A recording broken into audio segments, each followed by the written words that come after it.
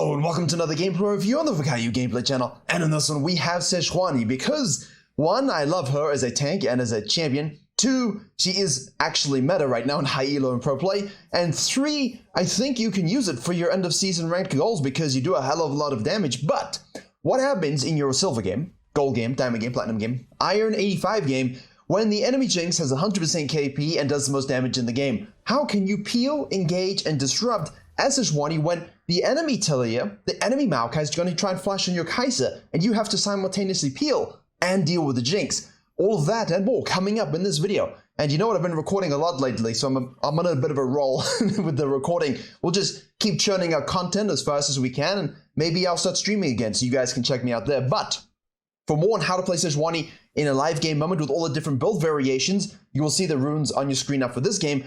Check out my Zara GG guide on SEJUANI. Obviously, I have a lot of experience playing this champion. She was, in fact, the first champion that I got a pentakill with in Season 4.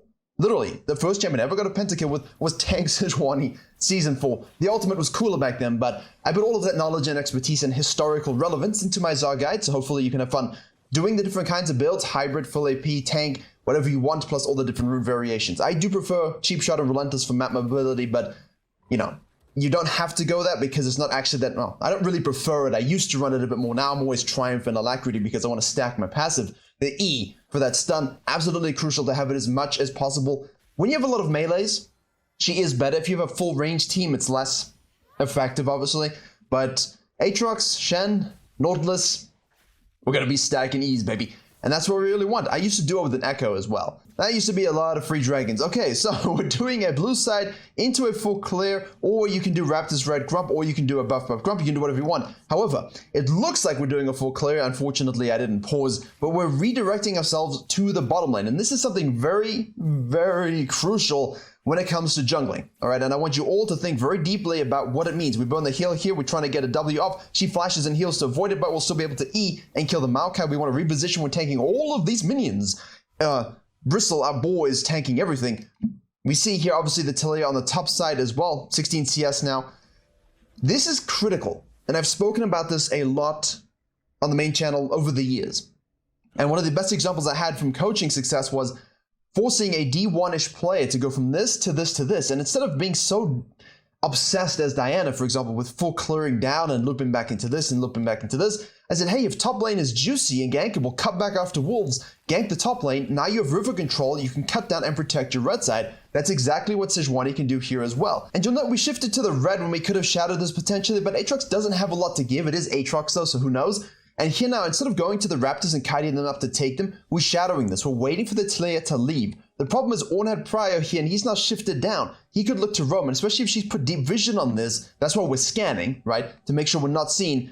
You kind of have to wait a little bit longer than that because you want the Talia to kind of disengage and rotate away. Now she shows up again, we get hit by the W, Ornn shows up moving into the jungle. We know that the SEJUANI ganked on the bottom lane there. We're able to get a kill back because that champion is so disgusting. So disgusting. Alright, we do hit the W, which means we should be able to try and get an E. Nice flash taunt there by the Shen. That doesn't really do much, but it actually gets him into position, so we'll take it. We proc the E, we kill the Talia, we kill the Ornn. Nice swing, nice turn. Top lane is moved. Jungler made the right intent, there was the right intention there from the SEJUANI, and nice fisting, 4-1. Remember though, the Jinx will do the most damage in the game. The Jinx will be the issue. And as long as Jinx is the issue, the game can always be lost. And that's something I'm really trying to drive home in these latest gameplays, is that I'm seeing this more and more often in coaching as well, all on Patreon, where people get big leads from long-term coaching, watching the videos. Their game plans are great, but it gets to the middle and the late game and they just miss one engage or one peel and they make one mistake and it costs them games. That's why no game is ever over, because you don't know your gold lead. You just see 5-1 and you're like, this is cool. Now, at this point, the Talia does what I like, not the death here if she dies. Let's just see. Jinx is auto-attacking. Jinx gets a reset. SEJUANI's coming down as well. Keep an eye on this. They do have to be... Oh, Talia. Oh, Talia. W doesn't hit. Double kill on the Jinx, though. That's concerning. So, let's just deconstruct it a little bit. They knew we did 12 CS, blue side, gank on the bottom lane. They knew we were going to reset for this. They all collapsed on us. We turned it around. Mechanics, thumbs up, happy days. The Talia does this down and then ganks mid lane, and she does the swap already. Normally you would go for the highest tier camps that you have on the map and do the whole thing again to optimize, But in the situation where you know the SEJUANI is going to be sequencing down, and we don't want her to gank that bottom lane before we get there. You know, if Talia goes to Grump and her Wolves, and then SEJUANI cuts down immediately for the double scuttle and the bottom lane gank, Talia will be lagging. So what she does is, after going back to base involuntarily, goes to the bottom lane before the SEJUANI is able to get there. Now she goes into a mini wave and she dies, and it doesn't work out beautifully. SEJUANI rotates, of course, and then we fall back to our blue side and clear up that quadrant and yippee on back to base. But the idea from the Talia was good. Not the death, as I said, the execution I'm not a fan of, but the idea was actually solid. We're waiting in basic because I think a Dark Seal is so good on any jungler in this meta where we're ganking and fisting a lot. I know it's still good to quadrant sequence and full sequence when appropriate, but we're really looking for some action. Now the Maokai in a tri-flex position these days. Our bot lane moves on up, we clear our quadrant, we say that Raptor Camp's gonna be up a little bit later. Let me shadow on over to the Krugs here. Good deep vision though, that's very, very nice. Shen on table, ready to go. That made sense in my mind. Shen on table. One of you can use that as a name. You know, it's like you're primed, you're ready to go as a meal. I don't know where that came from, but hey, we'll take it. Shen on table. Now, we do this. Ornn now moves into the river again, looking for deep vision. We're going to be very cautious here. Shen does all back into it. We're forcing the flash away from the Ornn, bro. We get the taunt, we get the Galio ult, because, I mean, like, did he really have to do that? I feel like he didn't have to do that. I feel like the Ornn was always going to die, so why would you even try that? Hey, it is what it is. We'll steal a blue buff now. This is something that I want you to focus on. All of you, I want you to focus on this, okay? It doesn't matter if you're playing a tank, it doesn't matter what you're playing. I want you to focus on translating kills and junglers' differently located position to steal buffs, to steal grumps, to steal wolves. It's something I covered in the main channel video very heavily right now about a Kindred player, but it's really applicable to anybody. You could be a Mundo, Zyra, Ornn, SEJUANI, Ivern, you should be doing that anyway. You know, run into their jungle camps and use this. Like now we see here. So we didn't really know entirely what she was doing, but mostly when junglers make a boo-boo here and a boo-boo there and a sad out of base because of those boo-boos, they're going to look to move to control their quadrants again, to optimize the experience through farm, which isn't always correct, but in the case of Talia's, it is, because we want to get 6, so we can rotate to the next fight. We want to just catch up a little bit and control our camps. Yeah, we lose blue, but we got Grump, Wolves, Raptors, Krugs, and we'll get our red. Good, right? So she's back in it, but she's still down 11 CS because of those deaths. That's where deaths are crucial. We're 4-0-1. And we're going to go for the Sunfire build. And obviously when someone is absolutely prime juice giga fed, let's, please, my friends, nice reposition. Let's, I lost my train of thought there because we're watching this fight. Can we kill the Jinx? No. Galio shows up from the roam. He fears us. He knocks us. We don't enjoy. Talia's trying to chase us down as well. We're getting the stun onto the Galio. That Kais is doing DPS the whole time. We're sitting in front, sitting in front, sitting in front. The Aatrox does rotate over to kill, said Talia. We go back in and snack another kill for ourselves. 5-0-1. If you're 5-0-1 SEJUANI, that's very, very good, but also not so good. Like you want the kills, but you want to give it away here. So what was I saying before? I had to go back and rewatch it. Let's build Anathema's Chain. That's it. Because Anathema's Chain, while you do want the Warmogs for that 800 HP, that 650 is super, super good and accomplishing the same kind of thing, minus a little bit of it, but it does reduce the damage coming from that one turbo fed target that you want to avoid, you know, dying to. And giving shutdowns to, specifically when you're fed as well. Now, 12-4, 3-0-1 Jinx though. We can definitely, we do have the CC to handle the Jinx, but she does have a Galio, she does have a Maokai, she does have an Ornn, and we do have a Talia. So that is a very, very strong peel and front to back comp, okay? They can all chill in the back and do what they need to do to protect her. The Galio, on the other hand, is 0-3-0, which is still better than the Galio I had the other day, going 0-6-0 in lane, and then he gave up fully. That Blade of the Rune King will haunt me. Out of base, we have not quite finished. Sunfire is expensive. Sunfire is expensive. New season, season 13. Goliath's Ascendiary, or whatever it is actually, they changed the name to something way worse. Goliath's is such a cool name. Remnant of Courage of the Colossus, which is a great rune as well for tanks. That will give you 800 HP. Huge amount. And then you can, of course, still build Chem Tank and Sunfire for, you know, multiple burn damages and speeds and tankiness, and one for armor, one for magic resist. It's going to be really interesting tank itemization, I think. It's going to shift a lot. But we will go into the Anathema's Chain in this one, and the Abyssal Mask will be built. Now, in terms of full-on AP damage, I think amplifying the AP component of the Kaisa as well as our own AP damage is nice and juicy, but it is an item that needs more life in its stat. And they're bringing it to us with mana, and I think it's absolutely Great that they're bringing it to us with mana. We gap close with the Q so we can hit that W and double stacks on that, and we're able to smash him out with our ultimate. Did we need to use our ult? Debatable, but you know what?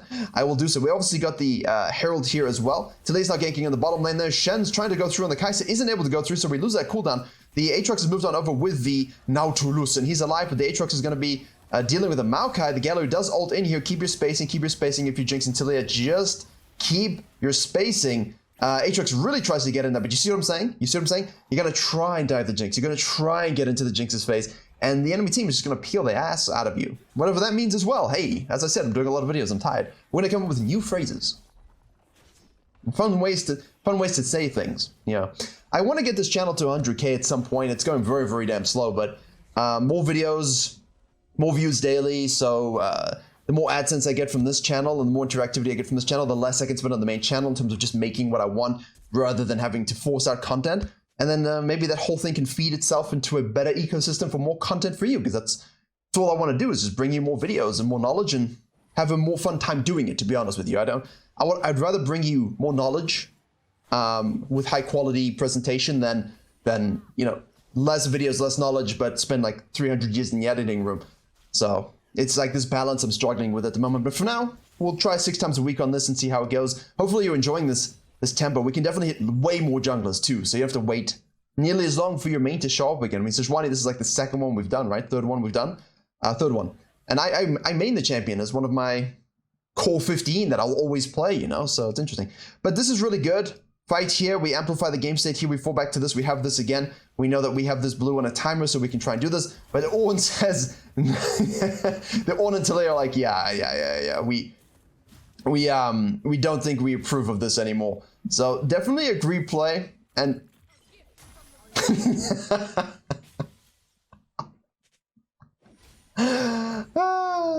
I love it. That's very good. That's very good. For a second, I thought she was dead. You know, you'd think I'd know that she's not dead, but we live. The Kindred in the main channel video, and speaking about editing, the first minute of that video is juiced. Like, I've never put in more effort into a first minute of a video. The Kindred does the same thing, and then I basically reference Canyon. Like, Canyon's a master of, hey, I'm going to keep doing this. But eventually, they learn, right? They learn that you're going for the blue, they learn for this, and there's nothing else for them to do on the map, so they can easily defend it, specifically with no tower here, knowing you're going to be pushing up. It's a classic. It's an absolute classic. Take tower on the top side, invade their buff, and die by overstaying with 2,000 in pocket. Classic. So if you do it, it's okay. But if you're a chat-based individual, such as the SEJUANI, you don't die, you escape. And make sure you emote. It's very important that you emote. We're getting an expanded emote wheel as well in Season 13. There are so many content ideas. Although I don't think the best emotes for junglers is a good idea. I mean, I did best challenges that didn't work. You're gonna die here because you didn't track the SEJUANI going back to base, moving down to the bottom side there, Tilia. We'll take that kill too, 701. This is an Omega tank carry game. I did upload one Omega tank SEJUANI carry game on the main channel earlier in the year, but that was me. This is Korean Hilo. We don't get the final stack on the E there, unfortunately. Obviously, we have 5 stacks in the W at this point. Go to the Q max second, so we have as much gap close as possible. I do prefer Flash. I know top laners like TP and Ignite and things like this, but you know, Flash Q is in Flash E and things like this are so important. Flash Ultimate, they're so crucial in terms of getting to the back line of certain comps like the one we're facing here. We're up a lot of gold, and we should be able to secure this as well. Can we kill Jinx here? She's 5-1-2. She only dies a couple times this game, so it's imperative that every death leads to an elevation of game set. Every death of their most fake carry leads to you dominating in some capacity. Excellent, exquisite, and beautiful use of the Q to reposition, knowing they're going up to the tri-bush, using that ult to lock her down, kill her first. Maokai has no idea what hit him. He is, in fact, not one of the blessed trees this game. And from this, we fall back to pushing the wave and taking, of course, the objective. 135 Kai'Sa, 522 Jinx, and she's going to have 100% KP. So you feel for the ADC because with a comp like this, all right, a low elo tank jungler and a low elo tank support, I've seen it so often. No disrespect to you fellas, ladies and fellas. You just don't find the angles, you know, and you're watching here, look at the angles. Yeah, we want to peel, but we have Nautilus for peel, we have Shen for peel. We want to make sure that we are the ones that are absorbing, tanking, CCing the Jinx. We make sure we move in to get smacked by the taunt to try and block it. That magic shield glitch is really bugging me. Tilia's on the top side with the Shen, who just got Harley Quinn to the face. There's a joke there, a really good joke, but I'm not going to say it because monetization. But you know what I mean, right? And, you know, we've floated up here in case there's an overstay, but there isn't. Entry fragger sounds about right with this KDA. We have here the Maokai and the river getting river control. So if you look at it from a map perspective, yeah, they have no towers, but they do have bounties. One mess up, one tiny fuck up, and they get a tower, they get an objective, they get a lot of bounty back. And if it goes into the Jinx and the Talia, we're going to have a rough time. So what do we do in the dead time if we don't have anything to buy? We'll fall back to our camps, make sure we control it, sequence outside in, so that when we have the Kai'Sa moving towards the lane again, the Shen moving towards the lane, we can sync up with them and be in the right place at the right time. The hook did not hit whatsoever, but hey, you know what? It's Nautilus. It hits when it hits, which is almost always because that thing is so fat with a triple pH. And we make sure that he dies, which is good. We have a lot of damage on the 10 Dark Seals. We will need that Anathemas. Good dodge. This is it. Picks. Don't let them ever get into a position where you're coin flip fighting 5v5, or they have the advantage, and you let them get away with it. So here we're going to do this Herald super sneaky, super fast. Jinx is just farming. Like, guys, chill. Because you can still win this game. I know Kai'Sa's dangerous late game. I know everyone in this game essentially is good late game. Like, every single champion in this game will be beastly at level 18. Ornaments, though, 5k total, you know, 1k per upgrade. As long as they can kind of hold on to their base here, I'm very concerned about potentially the enemy team turning it around with a huge Jinx pentakill or a fight. So keep it smart, keep it smooth. We've gone into the Abyssal Mask first here, and again, that reduces magic, reduces magic resist and stacks. And next season we will have mana. So if you're a SEJUANI enjoyer who likes Fimbulwinter, Frozen Heart, then Abyssal Mask is something we're always gonna run. It's gonna be huge for that shield on that Fimbulwinter. QR is a classic into the W, and he died super good. Now we can push this bottom lane wave here with this. This is such a great example of when the enemy team scales, how do I close the game without allowing them any window to get back into it? And so far we've done that. See the flash Q there is absolutely nutty. We do burn the flash, we do burn the E, and now we're stuck in a bit of a rock and a dead place, I think. You see, look at this, look at this. This is exactly what I'm talking about. Overzealous commitment into the fight. Jinx is now sitting on the backline and just dripping out the damage, but fortunately we have a big lead. And Talia, for some reason, is on the other side of the fight instead of just sitting next to the Jinx. You want to sit next to the Jinx? Use your E to zone, use your W to disengage, and keep doing that magic damage DPS. So here the Jinx is really let down by her team, actually, which I think anyone who plays ADC knows what that feels like. But SEJUANI overzealous, and in a non-challenger high elo game, master level game, what's going to happen? You're down here by yourself with the Aatrox. You know, like you're 5v2, you die. 20 minutes dings on the clock, they will run to the Baron. I'm speaking with remarkable specificity when it comes to this. I think this has happened too much to me lately. It's so fresh in my brain. I have a bit of uneven mental attitudes towards games like these. I think I've lost quite a few recently. When I have a lead, either I make the mistake or someone just trolls and makes a mistake, and I just happen to be a tank, so I'm a little bit, you know, like is doing what I can, but yeah. Keep your eye on the ball, always. Because now, again, you know, it's 9,000 gold. But all it takes is Kai'Sa dying somewhere randomly, Aatrox being in base at the wrong time, and us mispositioning and missing a spell, and we're screwed. Clear the vision? Clear the vision. TB from the Aatrox. Nice flank. Nice flank in a rough position. He ults. We're going to go in here and make sure we just kill the Maokai first and foremost, because that takes away some of the peel. We get W'd into the tower there, but we do hit the ult on the Talia. Ornn's trying his best, but he's only level 11. Galio's coming for the flank for some particular reason, and the entire red team is like, can we kill the Galio, please? Because they can't get onto the Jinx. And Jinx is spraying. Holy shit, that Jinx damage, man. This is exactly what I'm talking about. There we go. So what does SEJUANI do? Immediately jump next to the Kai'Sa. Like, let her do this.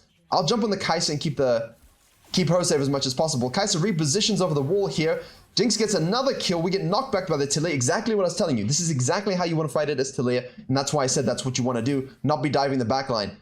So 11-2-2. This is exactly what I'm saying. You see how quickly a game can turn. And now, if the SEJUANI didn't at least go and kill the Ornn and protect the Kai'Sa a little bit, you're going to straight up lose that Baron. You're going to lose the Dragon. If you guys got aced there, you're losing the Hextech Drake and the Baron. But fortunately, we're able to get something back. Just give it up, my friend. What's a waste of an ult in Maokai, but that cooldown is not so big, is it? Well, it's still decent here at level 9. They're nerfing that by like 20 seconds. I think it's 80 seconds in rank 3 at level 16. They're nerfing it up to 100 seconds, which is substantial, but it's the Ornn effect, right? When your ult's so good in pro play that they abuse it, you get stuck with that kind of stuff. It's unfortunate, but it do be that way sometimes. Now, we have lost that dragon. As soon as we see the sucker down here, pull the trigger. This is the biggest thing. As soon as people miss position, and if you go from like silver to gold to platinum to diamond, and if you go to Masters here, you'll notice the huge difference in a 21, 20-minute, 22-minute Baron. If you have the lead, you'll just see people kind of in lower elo just run around and keep trying to do what they're doing. Here, they've really just lost one crucial fight. All right. Lost a Hexic Dragon. Don't flip the game anymore. Straight to Baron. That Taliyah gets caught out again by the SEJUANI. The next thing we do will be to go for the Anathema's Chain. This is not the Jinx's fault. I don't know what... Actually, let's just rewind that a second. Because I'm very curious here. You take the Baron. The last thing you want to do as blue team is move on in. You want to just hold. Hold and wave clear. I think the Jinx really could use a Hurricane in this game. We do get caught out here, knocked back up a little bit. The Shen ults us, repositions us. Thank you, enemy team. Thank you, Ornn. So we can kill the Taliyah, but I don't know why they're there at all. They shouldn't be. The Jinx is just wave clearing here. She really could use a Hurricane, though. Yeah, that's unfortunate. So the throws and the positional errors of a tank that I'm talking about, the enemy team is doing, this is one he's not. She's using her Q beautifully to get these angles for these ults. It's really actually quite nice. I think we can agree. Good tank play, exquisite tank play, especially carry tank play. Right, Anathema's is completed, and I suppose we'll use it on the Jinx, I don't know. Kai'Sa takes the tower. This is it. Slow, methodical, efficient. You never know when an Ornn-based combo with the Jinx will pop off, get that pentakill, and you're in a rough position. Here we go. Kai'Sa goes for ISO Q, doesn't get it. Here's SEJUANI. Q, W, misses. We're 5-5 at the moment, waiting for that E to catch up now. 2 ranks in our ultimate. Dark Seal Snack still at 10, crucially. Got that back up after our death. Just siege, patient, tank play is all about patience and waiting for that one go button. Kai'Sa's going up for the blue. And again, our Abyssal Mask will amp up the Kai'Sa's damage. Taliyah decides to go in on the Kai'Sa here. And the tank from the SEJUANI, you see that just kites in front, says no, zones him out completely, allows the Kai'Sa to reposition. We sit in front. Now the Jinx is stuck again. Really, this is a difference. Nice Aatrox. Beautifully done, Aatrox. Beautiful dive into the Jinx there. Beautiful dive into the Jinx there. That was chef's kiss. That was beautifully done from a tank position. Dude, split pushing. The difference between tanks in this game is the difference in the victory. There's a lot of tanks in this game. But the SEJUANI is the best tank positioner in this game by far. All right? As soon as Taliyah goes for that assassination, which he shouldn't have done, all right? The SEJUANI cuts in front of the Taliyah so that Kai'Sa can ult, and now she can sit behind the SEJUANI, and they can just keep attacking what's in front of them. I don't think they're going to close here, though. Taliyah's up, Jinx is up, Maokai's up. We could Canyon throw and just all die, but I don't think we want to do that. I do not think at any stage of the game we want to try and just leave, bro. The champion. All right, full back, take all of their stuff as much as you can. Make sure we eat that Krug camp. This is a Krug camp at this point. Same gold, same XP, basically. All right, 126 versus 129. Don't think anyone's quibbling over 3 gold except for rich people. the irony, right? Yeah. Back to base.